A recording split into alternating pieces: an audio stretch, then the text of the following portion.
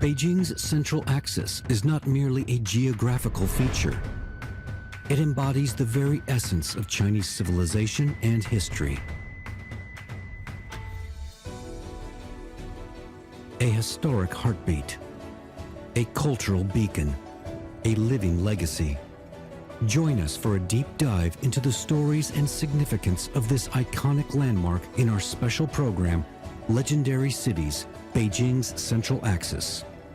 Engage with experts from both China and around the globe as we explore its role in cultural heritage preservation and its lessons for the world. Don't miss Legendary Cities, Beijing's Central Axis, only on CGTN.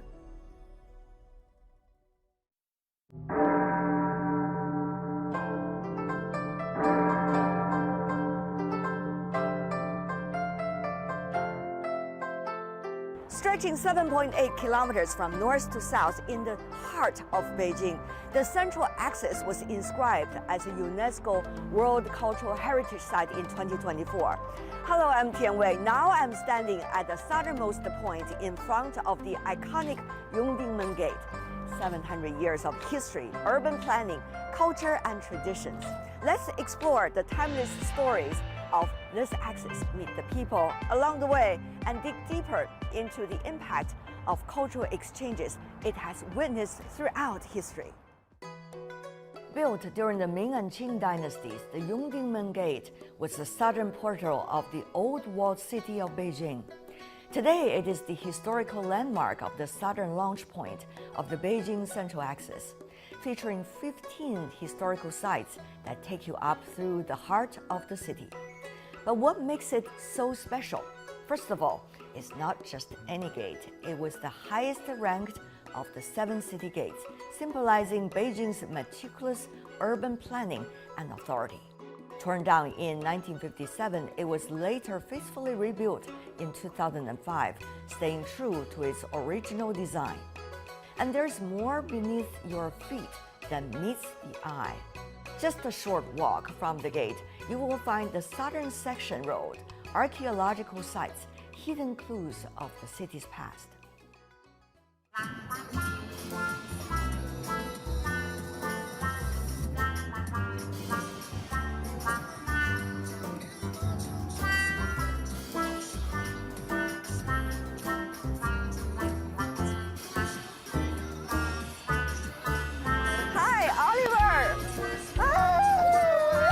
I see you're enjoying yourself. It's nice, but I think we want to see the building, right? Yeah. So let's go. 你好吗？回见，拜拜。你好吗？不错， Very good, very good. How about you? Very good. Walking on the Central Axis, very special. Yeah, I love to feel the richest of the past. Yes, you know the story of the building. It was torn down, actually, 1950s. And they rebuilt after. Yes, indeed, because people know now the significance of history and It's culture. very important. And this is also one of those, The real one? the real one. Hey, let's all the touch bricks. the story. Yes, it's Yeah, like the Walk of Fame. We will, Right now. we will get luck. Yes, Yeah, we get luck. yes.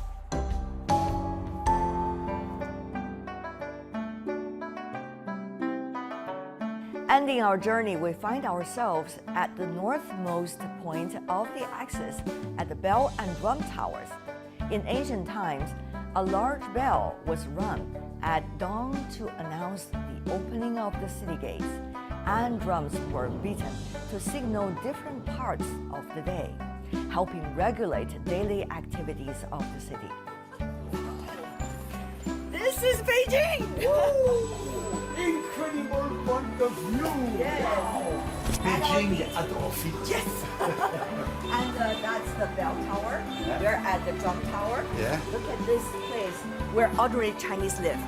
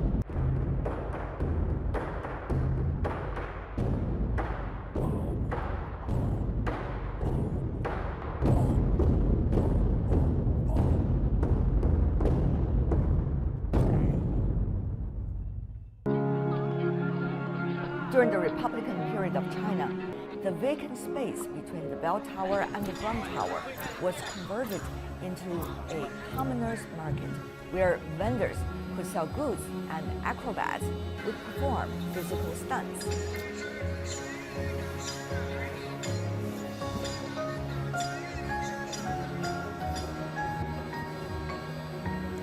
Today, this lively square still buzzes with vitality and energy.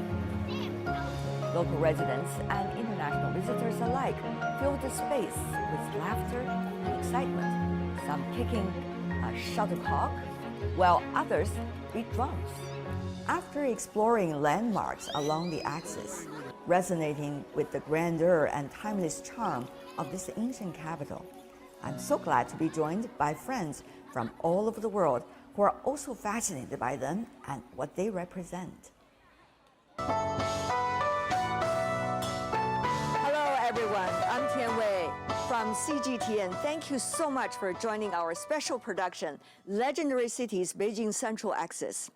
The Beijing Central Axis is more than just the geographical backbone of this ancient city. It is also the very heart where Chinese civilization and history converge. A silent witness to over 1,000 years of triumphs and tribulations, dynastic shifts, and cultural continuity, many believe it stands as a testament to China's enduring legacy. In the time we have ahead, we will use this iconic axis as our guide for understanding better about cultural heritage, and even more importantly, the fascinating journey of cultural exchanges and understanding, and its significance for today. I'm so glad to be joined by all of you. Talking about Central Axis, I know every one of you has a unique story to tell. Why don't I start with Oliver? You and I were on an excursion journey along the Central Axis. What was the sight and sound of the journey mean to you? It is a marvelous memory. We were there, just there in the drum tower at the moment and in other places. First, it was a big pleasure because we shared together this great historic Beijing visit. Every time we discover a new story, a new angle, it's never finished. And that is the real richness, incredible richness of the historic places of China and Beijing in particular. You're a resident of Beijing already for several years. I'm sure you're talking about it from the heart. Colin, what about your story with the Central Axis? Well, I guess it has a lot to do with my personal family history. My great-grandfather actually worked in Forbidden City as what's in Chinese called 顺天府尹, which was equivalent to the city mayor today. And so he lived very nearby, get to work very conveniently by foot. And my grandmother and my grandfather, my grandmother's the mayor's daughter, they had their house also in the same residence. So they lived on Shijia Hutong, which is a very well-known hutong in Beijing. And so that's my connection. Then I created a project in that house after it was turned into a museum, exploring the sounds of traditional street life, I guess, in Beijing. And one last piece of family history or personal history was that I actually trained in wushu at the Shizhahai Sports School. Also along the Central Axis. Yeah, that's right next to Central Axis. So it has a lot of personal history for me, I guess. Yeah. 文武双全了, so from your family, both the martial arts and also the cultural history of Beijing. Thank you so much. What about for you, Matthew? Well, first of all, I think I was born in a hospital next to the Forbidden City. And secondly, that's a long history. Nobody could compete. Yeah. None of you can compete with me on that. And I was brought up until I was 6 years old with my grandmother on my mother's side. And that courtyard are not far from the Yongdingmen Gate. So that's another... The southernmost gate. Second most important gate of Beijing. And then I worked on the Shijia Hutong Museum project. That's how I got to know Colin. Also, after Shijia Hutong Museum, I started a little courtyard institute. It's small educational institution, but not far from the Jingshan Park. So my past, I would say 20 years, very closely tied with the Central Axis. Sounds fascinating. Every period of time needs more exploration, I think, from a history perspective. Yes. Go to you, Roger. Yes. The first time that I came to mainland China was 1985, and we hired a car in Shanghai. The tallest building in Shanghai at that time was Heping Da Fandian, the Peace Hotel. We drove 20 miles, there were no roads. There was no food, there was no color. China was the old China. But we gradually made our way up. I had to give a lecture at Peking University, and we made our way up. But coming to this Central Axis was like coming to Mecca. It was like coming to Jerusalem. It's the center of a civilization. I've always thought of it as the Zhong of Zhongguo, you know, that it has that kind of feeling. And so I remember as a young man, bicycles everywhere, no cars, bicycles everywhere, standing with my mouth open with awe at Tiananmen, at this particular axis. And that started your China journey for decades. It did indeed. And now you're teaching in Beijing. Yeah, Very much philosophy related to what Central Axis stands for and has been in history. absolutely, absolutely. Professor Ames, very humble always. But let me go to you, Joe, about your story with the Central Axis. Central Axis is a very important part for my professional life because my professor is Mr. Liang Sicheng. He was the first one want to protect the whole Beijing. Ancient Beijing. Ancient Beijing. And also he emphasized Central Axis is a key point of ancient Beijing. But, you know, his time is something very difficult or almost impossible. So since 2009, we started this work. We think I'm very lucky, and we can, you know, finally to do a lot of research, and also the nomination work is very success. Right. So I'm very happy I can continue what he wants, but he can't finish. Very short sentences, but they reflect a long history. Long history. Generations of Chinese intellectuals have 3 generations. about I'm the third Central one. Axis. Not to mention throughout the dynasties, how the intellectuals have been contributing to the building of the Central Axis. Actually, here in my hand, a great replica of the Central Axis. One could see over here. I think it's made by paper and wood, very delicate. I really want to show this to you.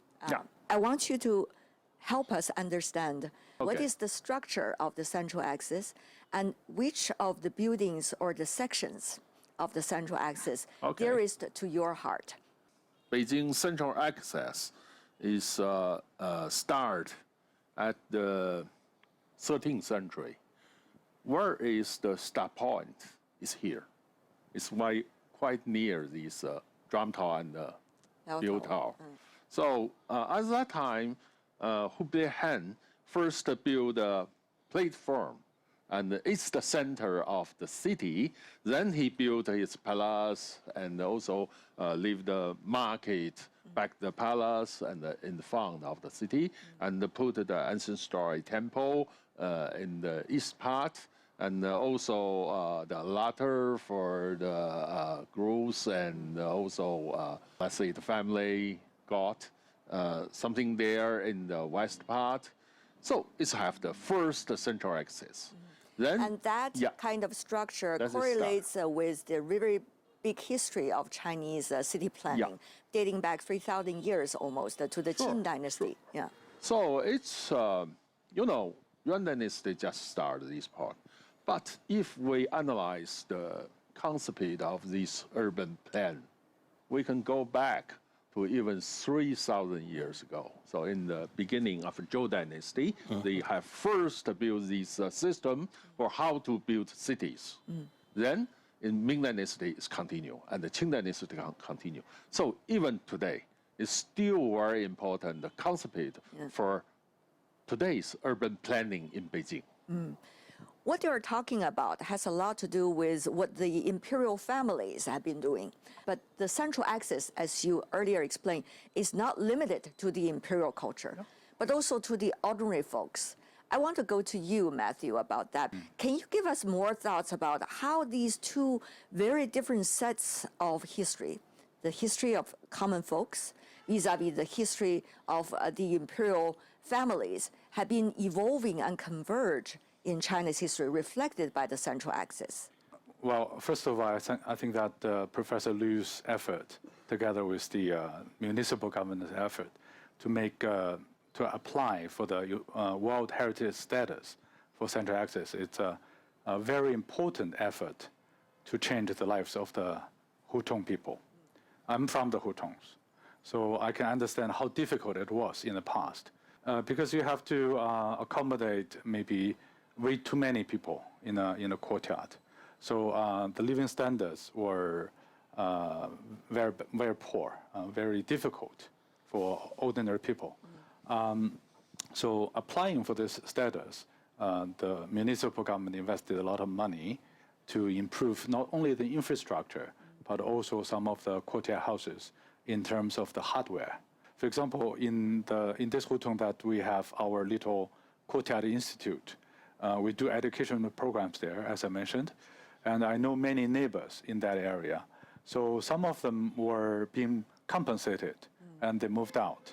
So you can see that it used to be a crowded courtyard, and if you go to the neighbor's house, now you can see green, you can see vegetables they grow, flowers. So those are very important changes in very common people's lives. And their kids can run around and go to your little museum and little club to enjoy themselves. Yes, it's a traditional Beijing life. Yes, I think that's coming back. I think I can see a trend gradually moving back. Many of you are doing the work of trying to bring back the history and the memory of the Central Axis and the people there. Colin, you are doing a sound project also about Beijing, but it's not just the sound that you hear anywhere, but rather sound related to people's life. How is that actually help you to understand better about common folks' life along the Central Axis? The project that we were exploring was the memory of people living today, the memories of the most elderly community in Beijing, because in those days, a lot of memories are associated with sound, and sound is associated with everyday life. And in old Beijing, there is a very famous everyday sound, which is street hawking, 老北京吆喝. And that's a very sophisticated culture surrounding that, but it's a very parochial, very down-to-earth culture. It's about selling wares, it's selling your goods. It's a sound advertising.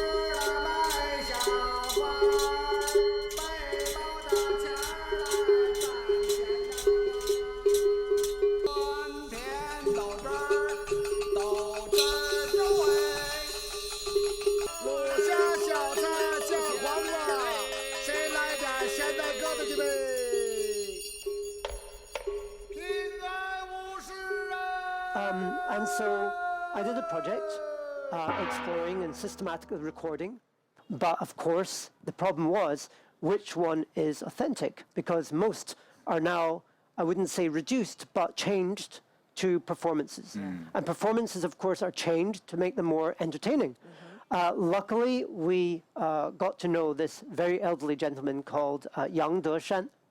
And he was already in his 90s, and was the only living person that we could find who did actually do 小买卖, like street vending and street hawking to make a living, who could still actually remember and actually do that. Wow. And so we spent many years recording him, because he had a fantastic memory for each and every song that he could he could sing. But only one at a time. I could imagine how many times you met that gentleman throughout the years, yes. So what is the most impressive story he told you? Very interestingly, we're talking about everyday life. He was talking about how life has improved now as compared to then. So, you know, it was really, really hard living in those days. And life has improved so much since then. But, and there's a really interesting but, all his greatest memories, and he comes to life when reliving those hard times, when he was singing those street hawking songs and every day taking his cart out into the streets. So traditional life has a lot to teach us about contemporary living. And this is not about going back to the past. It's not about saying, oh, traditional culture is great and contemporary life is not. But it's about finding inspiration from the past and from very ordinary things in the past and seeing how it can teach us about how we live our lives.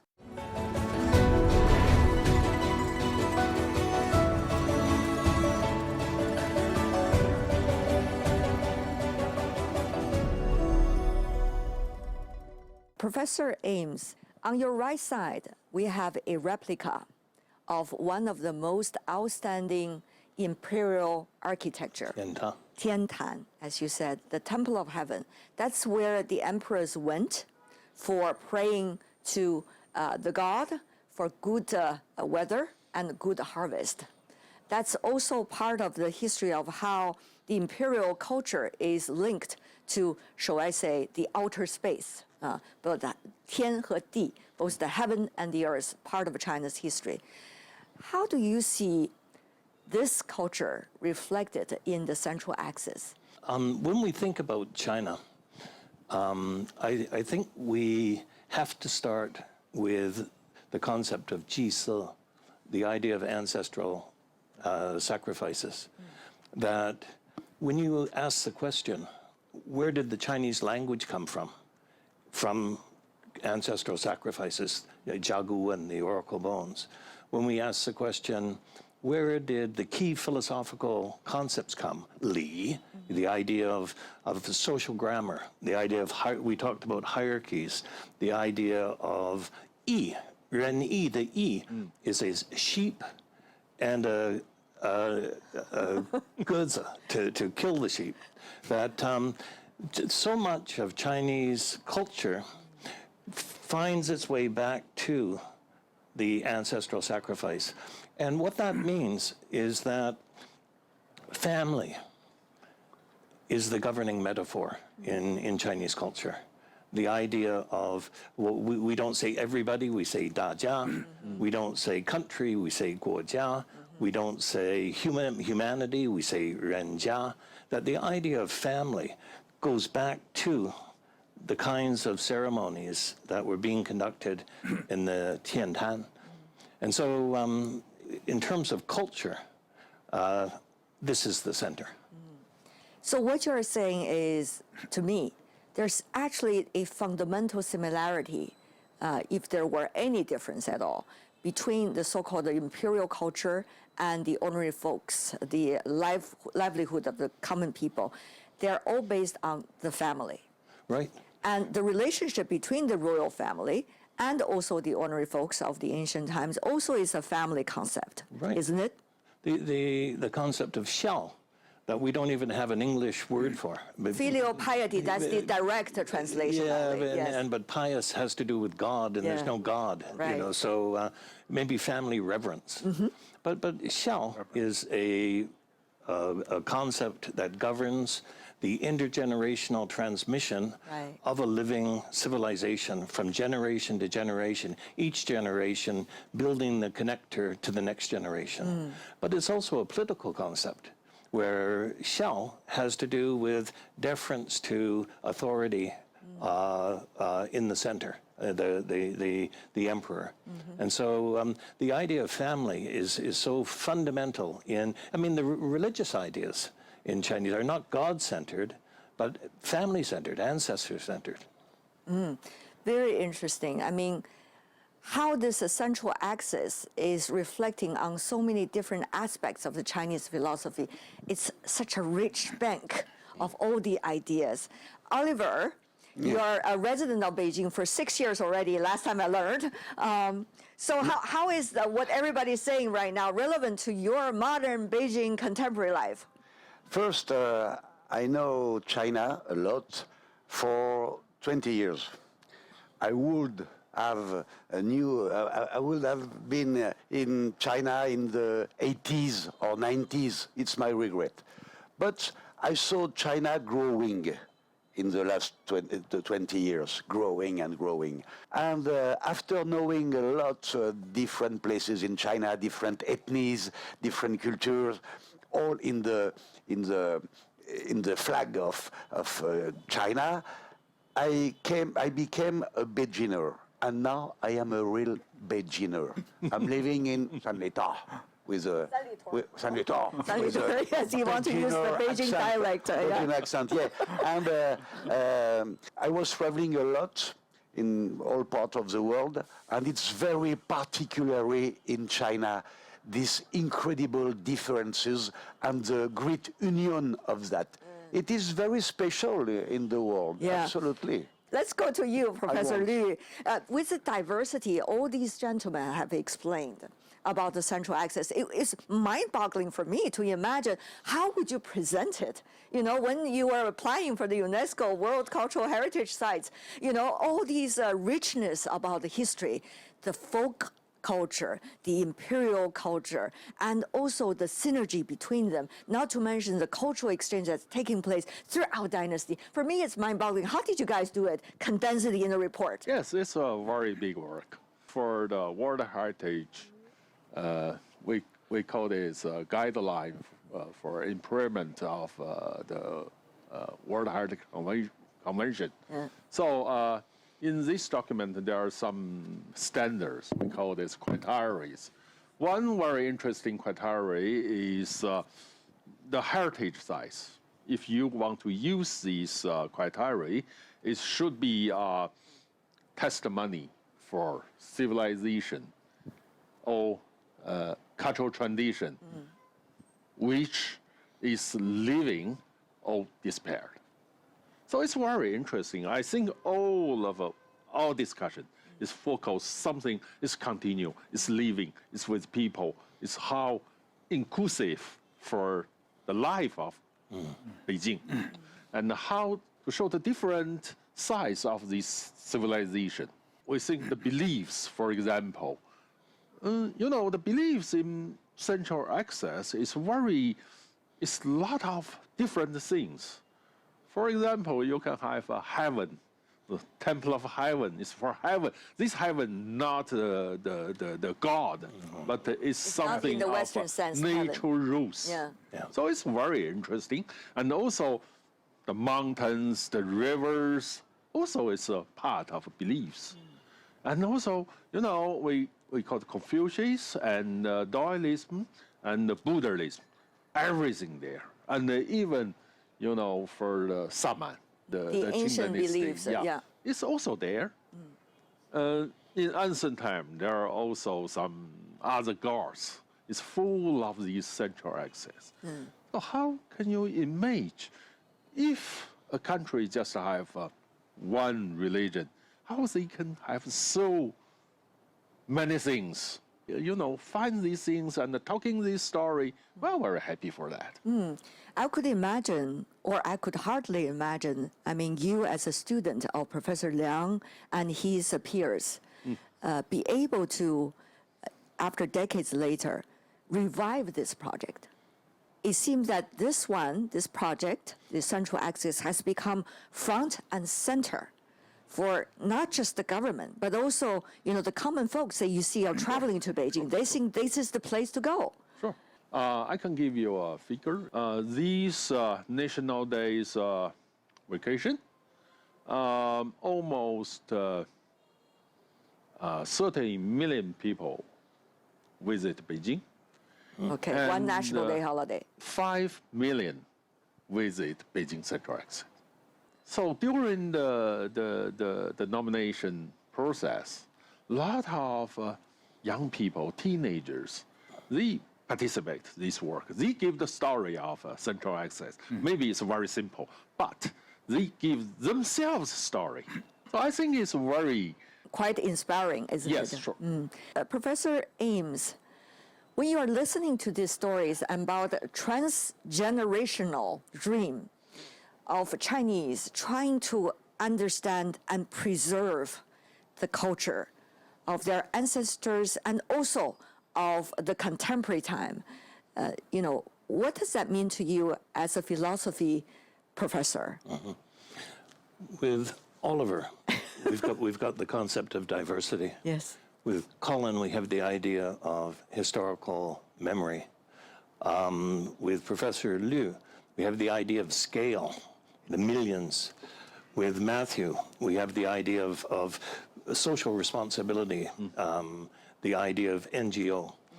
If we put these together, the way that I think about the Central Axis is that it's a living center. Yes. And the living has so many ways of understanding it, right? Right. Well, It's lively and people are there and it's a... There's one of China's most interesting minds, I think, is a scholar named Zhao Tingyang. Zhao Tingyang talks about a whirlpool, that a whirlpool has a center, Xuanwo, that a whirlpool has a center. And so this whirlpool, I mean the scale, China has a population as large as Africa.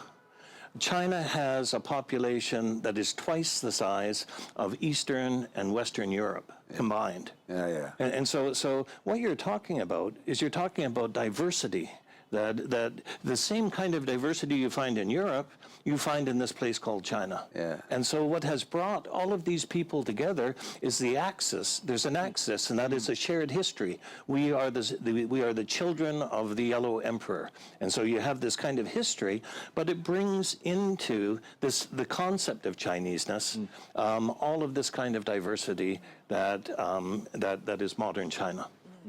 Not only about that, but also about the fact that before it was pretty much a feudal setup. But now if you visit the Central Axis, I mean the Jingshan Park, which it used to be the place where the royal family went to pray to their ancestors, now become a public park. Everybody can go there as long as you get out at 7 p.m. when they close the door, right? Also about other places, the Forbidden City, which is the royal complex, now has been turned into something called the Palace Museum, which means everybody can go and everybody can have fun.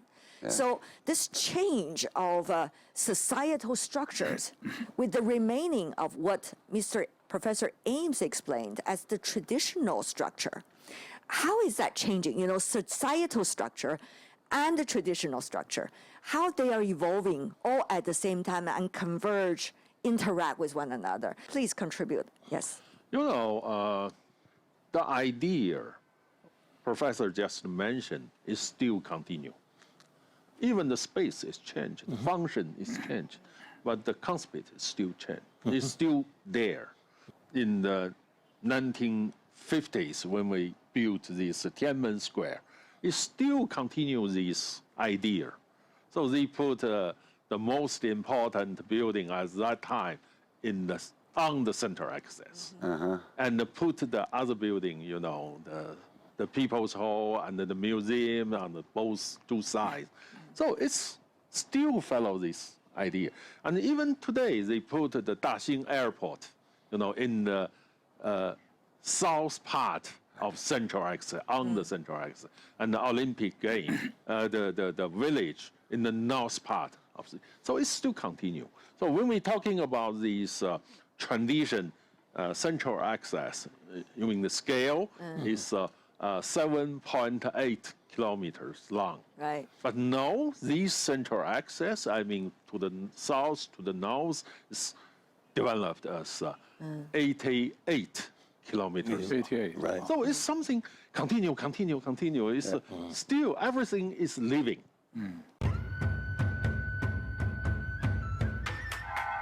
Beijing's Central Axis is not merely a geographical feature. It embodies the very essence of Chinese civilization and history. A historic heartbeat, a cultural beacon, a living legacy. Join us for a deep dive into the stories and significance of this iconic landmark in our special program, Legendary Cities, Beijing's Central Axis. Engage with experts from both China and around the globe as we explore its role in cultural heritage preservation and its lessons for the world. Don't miss Legendary Cities, Beijing's Central Axis, only on CGTN. How do we make sure that we are going to be inspired by it, but not limited by it? All the philosophies, history, stories, key thoughts, that our job is not only to learn, but also to be inspired, while at the same time create. And Professor Ames, I want to come back to you on that. When we look at the world today, when we look at the problems that human beings are facing in the world today, this old idea of individual actors changing the world is passé. Global warming, environmental degradation, massive population migrations, food and water shortage, and so all of the problems that human beings have to face today require that we cooperate, that we collaborate. And so when you think of the fundamental Confucian values, inclusiveness, unboundedness, collaboration, and so on, these values are not values that simply belong to China. These are values... Or belong to the past. Or that belong to the past. They belong to the future. If we don't act upon these values, we won't have a future. So my own feeling is that these values don't set constraints on us. These values are our hope for a continuing future. Colin? Yeah, I think that the times that we're living in today are times when we can both look past and into the future. And we might take that for granted, but that was not the case a few decades ago. During the age of modernism, we repudiated the past. And it's the same all over the world. Same in China, same in the West. We repudiated the past in order to move into the future. But now, in order to move into the future, we have to look at the past. It's like nutrients that we need from the soil. Without the nutrients of all this time that went behind, without the wisdom of all these centuries that went behind us, there's no way we can solve the problems that Professor Ames just talked about. And other issues of creativity, how to communicate with each other, and so on and so forth. The complexities of contemporary society require for us to take nutritions from past history and wisdom. So I think that there's no such thing as constraints, I think. Yeah. Oliver. There is a big difference between my generation. In the 70s, young people in the world wanted to change the world. Well, that's what young people want to do in every generation, isn't it? New generation don't want to change the world because they don't believe on it. They just want to preserve the world. And it is a very important difference in minds. So we must help them to preserve the world. And the story, knowing the story, the incredible story of Europe or China, etc., can help them. Matthew. Well, a very good friend of mine from the West, from the UK actually, he once told me about heritage. He said many people want to do their projects with originality. Originality, in Chinese we say 创新性. But actually, his explanation about originality is that only you have 创新性 when you understand origin. So that's what heritage can tell us. So we learn from the past, and we understand the essence of it, and that will really help us to build the future. 温故而知新. 温故而知新, exactly. Perfect. How to explain that in English? Perfect English. What we need to do is we need to review the past in order to innovate for the future. So. While you're talking about it, we are hearing the drums coming from the drum tower in Beijing. And this is coming at every hour sharp. So let's just listen a little bit sound of Beijing right now.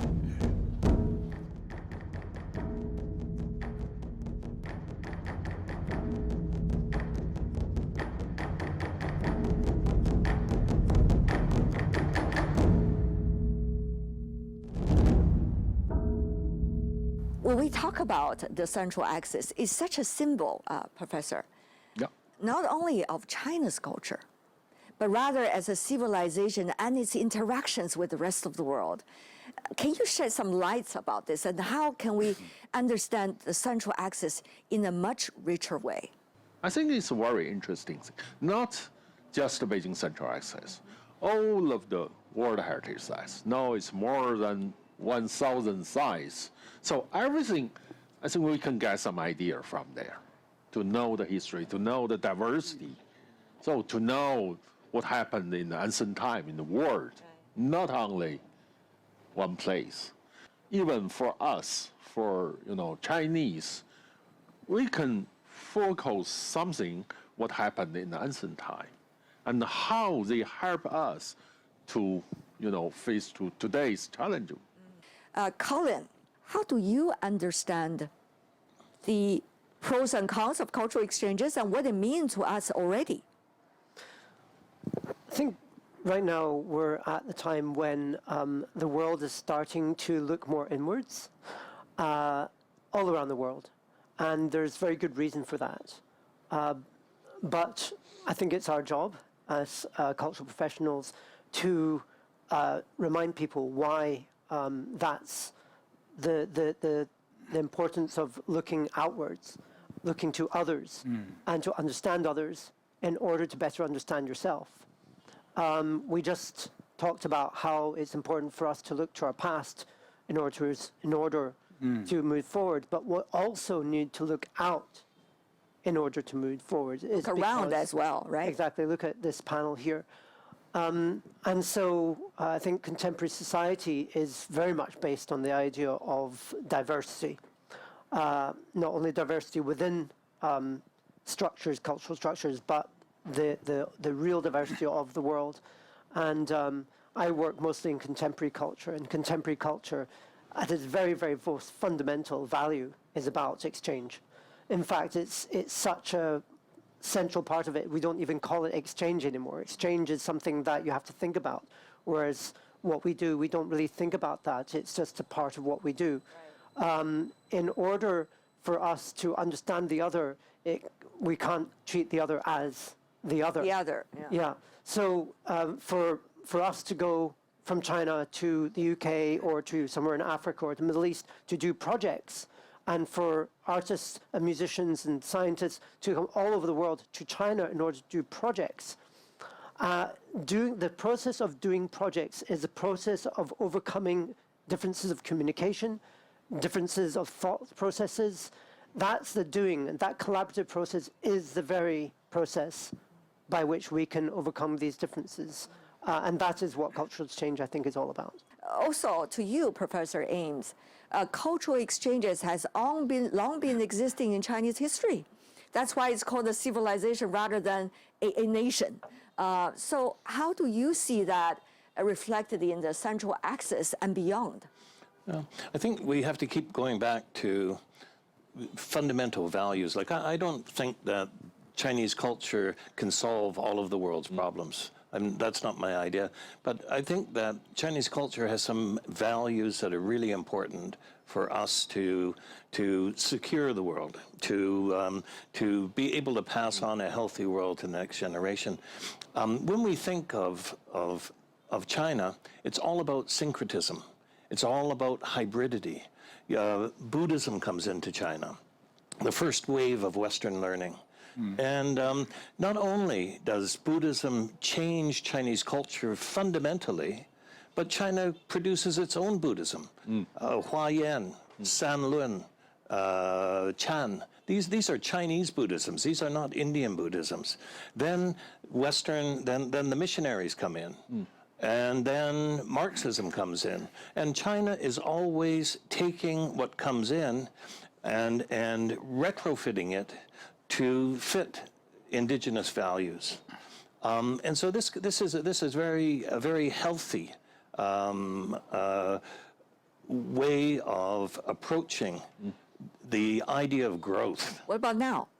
Absolutely. Like one of the major differences between Europe, America, and China is if we go into a Chinese bookstore, everybody is translated into Chinese. That all of our stuff is available in Chinese language, and the quality of the translation is extraordinary. It's very, very good. You know, the cultural avatars of Europe and America and so on are all there in China, but we go into our bookstores in Europe, in America, where are Xiong Li? Where is Li Ziho? Where is Fang Youlan? You know, that the amount of Chinese cultural heroes that have been translated into Western languages is minimal. But the new China is a transition. It's just happening now. And so we have a project called Fanny Zhongguo, Translating China, where we're working on making Chinese culture, the best minds of China, available to a Western audience. And that will accelerate very quickly as China continues to progress in the world. If I remember right, just as you said, Professor Ames, loving of one's own culture does not mean contempt or despise of others. Right. And culture is such a moving concept that it is about enriching the mind and the spirit as a process rather than a set concept itself. So with that in mind, I want to also go to Matthew about your thoughts on cultural exchanges and the Central Axis, this topic we're having today. I think there are maybe many different kinds of cultural exchange. One is that people come and see the sites, and that actually helps Chinese people to understand our past, because most of the people around China, I mean, they actually never been to Beijing yet. So they come to Beijing to see the Central Axis. That's one level of a cultural exchange for many Chinese to understand our cultural origin, cultural heritage better. And on another level of cultural exchange, because this is really Professor Liu's area, so it's urban planning. We have many Western urban planners, architects interested, and PhD students to study Beijing, the urban planning of Asian Beijing, taking Central Axis as an example. So if we look at the urban structure of Beijing, which is very much like a chessboard, a grid system, but if we look at Paris or Washington, D.C., it's quite different. So this kind of cultural exchange help us to understand, you know, the world, as Professor was just talking about, that there are many different ways to approach harmony of the world. But maybe this is just a Chinese way. It's different, but it's effective.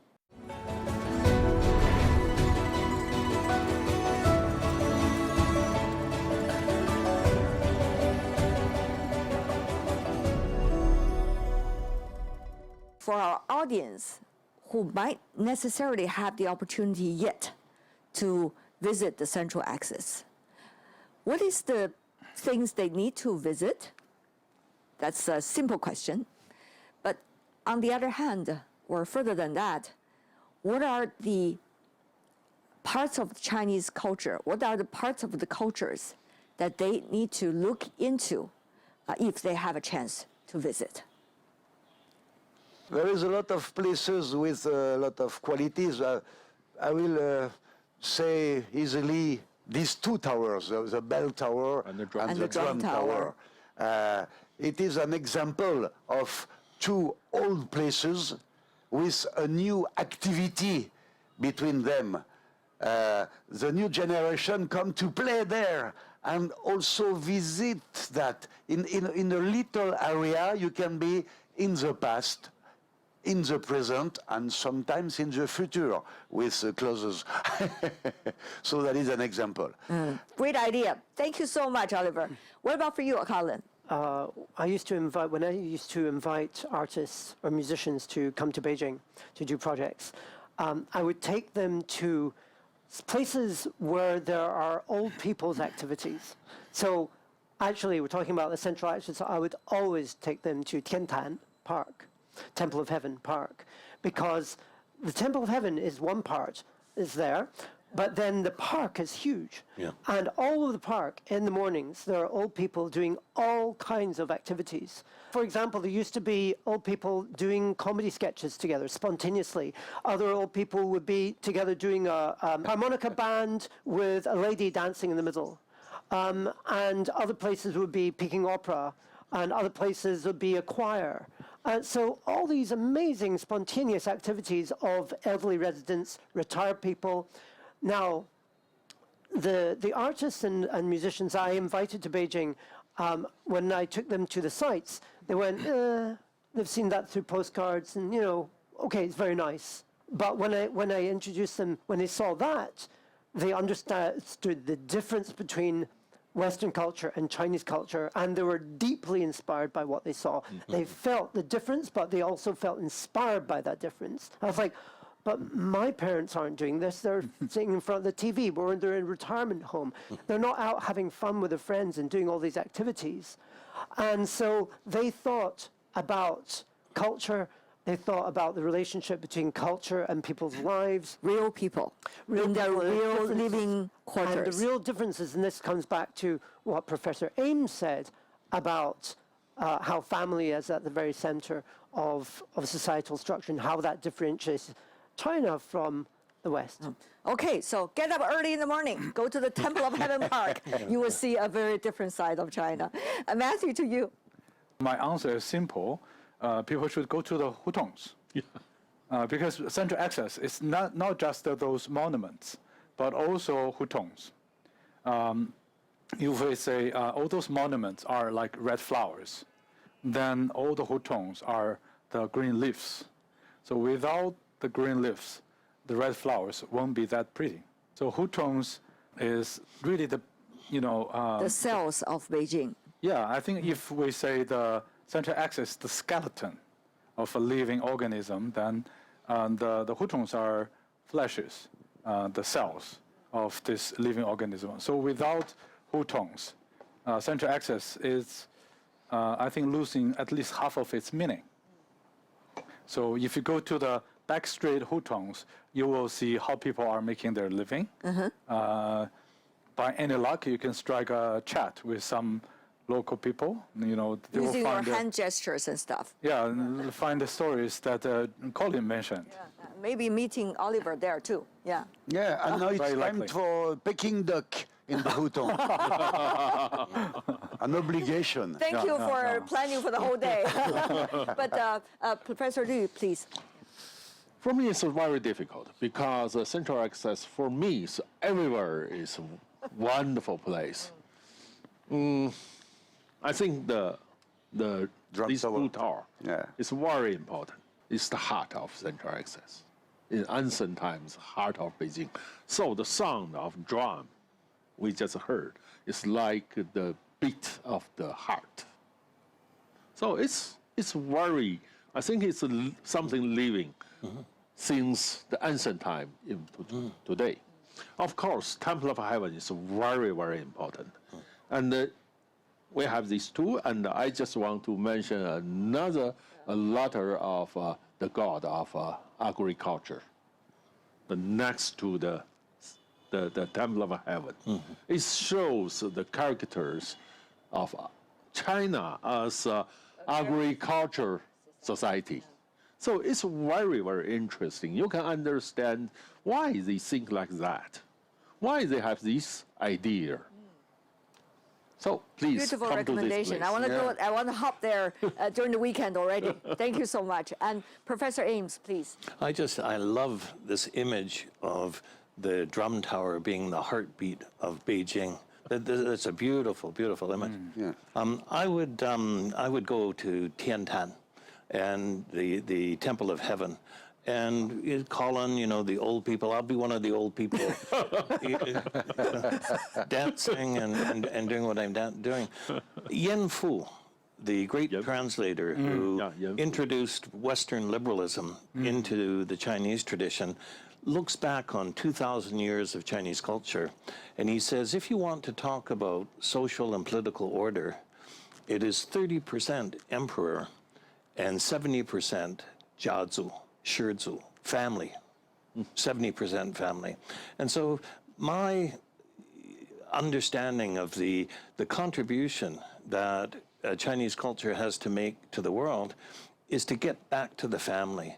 Thank you so much for your beautiful recommendations. As all of you suggested, the Central Axis is not only just a place of our shared past, but also our shared future. And thank you for joining us on this journey along the Beijing Central Axis.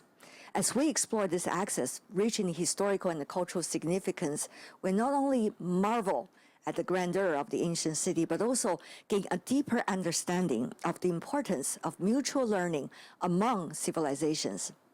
The Central Axis, as the heart of Beijing, stands as a witness to the dialogue between Chinese and other cultures throughout history. In today's globalized world, it reminds us how crucial it can be to foster mutual understanding and acceptance between different cultures. These exchanges can shape our shared future. Thank you for watching Legendary Cities Beijing Central Axis, our special production. On behalf of all my family, my team, thank you for being with us, and I'll see you next time. Bye-bye. Over here. Bye. And I do want to take a selfie together, maybe, yeah? Okay.